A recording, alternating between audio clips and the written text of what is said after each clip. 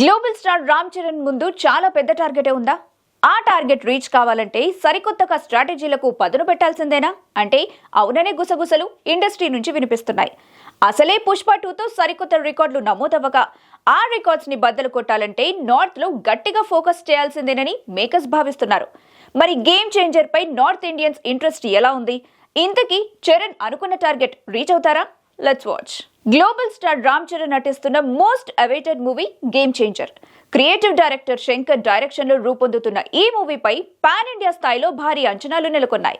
గత 2 ఏళ్లుగా సెట్స్ పై ఉన్న ఈ మూవీ ఎట్టకేలకు వచ్చే ఏడాది సంక్రాంతి కానుకగా బాక్సాఫీస్ ముందుకి రానుంది.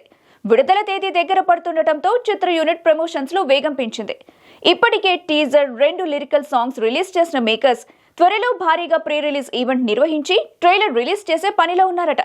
కాగా RRR తర్వాత గ్లోబల్ స్టార్ గా ఎదిగిన చరణ్ నుంచి వస్తున్న సోలో మూవీ కావడంతో గేమ్ చేంజర్ పై అంచనాలు తారా స్థాయిలో నెలకొన్నాయి. చరణ్ నటించిన గత చిత్రం ఆచార్య కేవలం తెలుగులో మాత్రమే రిలీజ్ కాగా బాక్సాఫీస్ వద్ద డిజాస్టర్ గా నిలిచింది.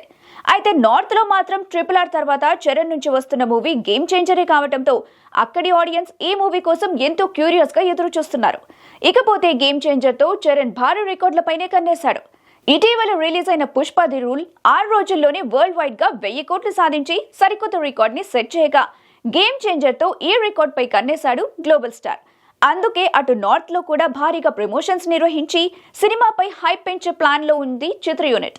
ప్రమోషన్స్ లో పుష్ప 2 సరికొత్తగా అడుగులు వేసిన సంగతి తెలిసిందే. దేశంలోని ప్రధాన నగరాల్లో గ్రాండ్ గా ప్రీ రిలీజ్ ఈవెంట్స్ నిర్వహించి దేశవ్యాప్తంగా హైప్ క్రియేట్ చేసింది. ఇప్పుడు గేమ్ చేంజర్ మూవీ యూనిట్ కూడా అంతకు మించి అనేలా ప్రమోషన్స్ ని ప్లాన్ చేస్తోందట. అందుకే ఎవరు ఊహించని విధంగా కనీవిని ఎరుగని రీతిలో ఈ నెల 21న అమెరికాలో ప్రీ రిలీజ్ ఈవెంట్ ప్లాన్ చేస్తున్నారు మేకర్స్. ఆ తర్వాత రిలీజ్ డేట్ వరకు దేశంలో కూడా వివిధ నగరాల్లో ప్రమోషన్స్ చేసేలా ప్లాన్ చేసిందట.